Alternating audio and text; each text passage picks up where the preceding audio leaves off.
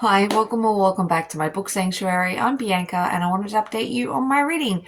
So, from the 11th of May to the 17th of May, I went down another motorcycle club romance rabbit hole. If you watched my wrap up last week, I pretty much only read Lila Rose and I continue to read her this week as well. So a lot of her books are really easy to read, 300 pages or less, so I'm able to consume them really quickly. So here we are. But I ended up reading Breakout, and I ended up reading that after Hear Me Out. But this one is the Hawkes MC Caroline Springs Charter Book 5.5. What a mouthful. This one's about Handel and I believe her name was Della. Yes. Handel and Della. And Handel has had an old lady in the past, but she died because of a betrayal reason. And Della has had a lot of trauma recently because she was helping Melissa with a thing. And yeah, she and Handel pretty much hook up and go from there. But Handel understands her trauma and yeah, it was sweet. But then I ended up reading Fallout, which is the Hawkes MC Caroline Springs Charter Book 6. And with this one, it's about Poppy and I've forgotten his name. Fang. Fang was part of the Venom MC, which is kind of like the enemies to the Hawkes MC.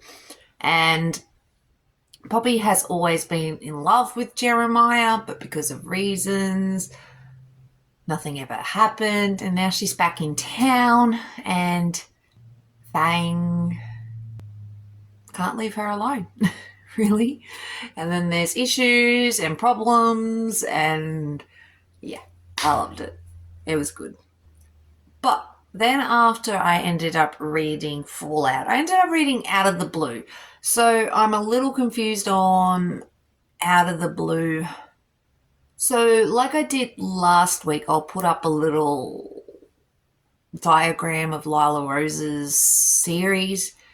And Out of the Blue is affiliated with the Hawkes MC, but it's about the private investigators. And in this one, it's about the cops, Lan and Parker. And Lan, he's gay. He has an attraction to Parker. Parker has this glorious long hair. But at the same time, Lan is in a bit of denial. And many years ago, he ended up breaking the heart of Easton. And Easton was only 19 or 20 when they met. And he always knew he was gay. But then Lan more or less shuns him. And Easton moves on. And then life happens. And then he's back in town as a paramedic now. And Lan needs his help, and then Lan ends up injured, and because of all the painkillers and drugs he's on, his feelings just sort of spew out, and Easton is open to a future with Lan and eventually vice versa, but Parker is in huge denial. Massive. He never thought he was gay, never had an attraction to men. But now he's conflicted because of Lan and Easton. I really liked this one because Easton had an interesting story with his father and what was going on there. I thought Lan and Parker have a cool relationship. And if you've read the other series, you've seen them before, Lan and Parker at least. And yeah, I really enjoyed this, like, a lot. It was very hot too. I'm not sure if I've ever said that, but all of these series, all of these books are hot. Have some very steamy sex scenes. And I enjoy them. So then I ended up reading State. State is part of the Diamond MC, which was Country and Death, I believe. Anyway, State is basically just a quick novella about Courtney and him, and they it's just very quick, to be really honest with you. They more or less fall in love straight away, and then because of reasons, Tate's kind of thrown in jail. But Courtney, without even knowing him, supports him 100% and helps get him out of prison. And yeah, it's really cute, actually. Quick, but cute. Then I ended up reading Outgamed, which is another one of the Hawks MC affiliated books. Whatever. But this one, Gamer and Nancy. So Nancy is the mother of... Crap, I've forgotten her name. Talon's missus. What was her name? I don't remember. Zara. Anywho's, Nancy and her husband Richard were beautiful together, but unfortunately Richard had a heart attack and has passed away. But Gamer is an intelligent Hawks member who has an infatuation with Nancy, but he's younger, a lot younger than Nancy. But Nancy is lost. She still has her love for Richard, but she's lost. She's not happy. She really only is around because of her grandchildren and her children, and that's about it. But Gamer makes her realize that forgetting Richard isn't the point. Richard was very, very important to her life, so he'll never be forgotten or less loved. But Gamer is now in Nancy's life, and even though he's younger, he's cute. I really like Gamer, actually. He had such a traumatic past, so heartbreaking about the dogs, and yeah, I really enjoyed this one, actually. Speaking of pets, my animal has just come in, Eve. My cat, if you've never seen her before, but she's in my room. Hi. Who's been very, very vocal lately. But we went away for a few days to Cairns, so I think she didn't appreciate being left behind. Anyway, after I read Outgamed, I read Out to Find Freedom. And with this one, Warden is part of the private investigation team, Violet's team, which I believe is Talon's sister. It's all... Anyway, Warden moves into this new home, and Emerson, or Emmy, is living in the basement, not by her choice. Her heinous aunt, cousin, I don't know, relative, sister? I can't remember what she is. Anyway, it's not the point. Heinous bitch has her in the basement, basically, and she was only a teenager when she was thrown in there, and it's kind of mentally manipulated to stay, but then Warden moves next door, and Warden is affiliated with the Hawks, so there's a lot of Hawks members around, and Emerson watches him through this tiny window she has, but she never calls out to him, and yeah, eventually she gets free. But Warden helps her, and so do the Hawks MC, and then it's her trying to get a life.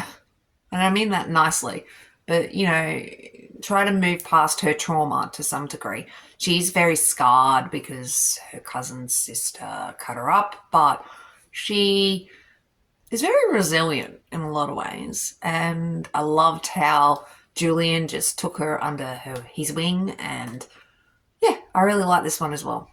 Then I finally moved away from Lila Rose. Not far, still in Motorcycle Club romance world. But I ended up reading Lily Atlas next, actually. So I got into the Hell's Handlers MC book 1. This one's called Zach, and I quite enjoyed this one, actually. Tony's parents recently passed away because of an accident, and they lived in this small town, and they had a really popular diner. And now Tony is the owner of said diner, but Tony's parents never liked her, pretty much. She was a rebellious teenager and ended up with the wrong crowd and was treated horribly, really horribly. So her uncle eventually, helped her get out of that situation, and she moved on with her life and now has a suit boyfriend who is a lawyer and is a bit of a dick, whatever, and a bit judgmental. And she lives in Chicago and wants to work with children as a social worker, if I remember correctly. Anyway, now she doesn't know what to do because she has the diner, and the diner is part of her inheritance, I guess, from her parents. So she either sells it in 6 weeks, keeps it for 6 weeks, and tries to run it and go from there. So she decides to stay, and straight away she allows the bikers to eat at the diner. They previously were never allowed in the diner, ever. And now they are, and they constantly come because one of the waitresses, Michelle, is affiliated with the club to a certain degree. She grew up with the club. So Toni finds herself getting more involved, and then she is neighbours to Zach. And Zach and her sort of grew up together, but they didn't really know each other. Knew of each other, but didn't really know each other. And I really like this because they butt heads a bit, and Toni ends up with an issue, and her past is crappy, let's be honest. But Zach helps her, and Zach didn't want a missus, an old lady, but he finds himself getting more and more involved with Toni, and it's really sweet. But then issues happen because his best mate ends up going missing, and there's that whole drama there. And then Toni has her whole drama with a douche, and yeah, I really liked it actually a lot. So then I ended up moving into Maverick, which is in the second book of the Hell's Handlers MC. And Maverick was captured in the last book. This series, I think you should read it in order. I was able to fluke it with Lila Rose and follow everything. I do think you should read all her books in order, though. I did not. But with the Hell's Handler MC, I tried to stay in order with this one. And I do think reading Zach's book first is important to understand a bit more about Maverick, who he is as a person, but also what happened to him, even though it's touched on, obviously. He was kidnapped, tortured, but he meets Stephanie, why he's captured, and Stephanie is complicated. I don't want to give you too much information, but she is complicated, and she's not necessarily being honest.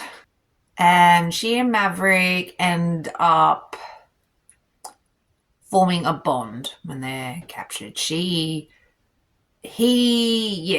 just fantastic. I really loved Maverick, like a lot. What he tries to do for Stephanie is just amazing. And Stephanie is conflicted, very conflicted. And I liked that because, she's not sure if the motorcycle club world is the best world to be a part of, but she has this attraction to Maverick, but she's not necessarily being honest or truthful. And a lot of her morals are being questioned. So she's like, huh? But I really liked them together. And when everything blew up, I like how Copper and everybody was sort of understanding on why she did what she did. And Maverick is funny, very funny. I really enjoyed Maverick, like a lot.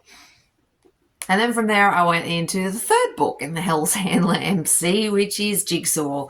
And Jigsaw has a horrific past. He had a wife and 3-year-old, I think his daughter was, but she was only a baby. And they died. And because of that, they were murdered. And because of that, Jigsaw has a scar on his face, which looks a bit like a jigsaw puzzle. Thus the name. He obviously has a lot of trauma. And Izzy is tough. She's just moved to town. And she's like this MMA fighter, underground MMA fighter. And she's hot. Let's be honest. She's also a tattoo artist. Very talented. And she meets Jigsaw. And Jigsaw can't leave her alone. He's attracted to her. He also is an MMA fighter. So they train together, and Izzy's just a badass, pretty much. She's tough. She knows who she is.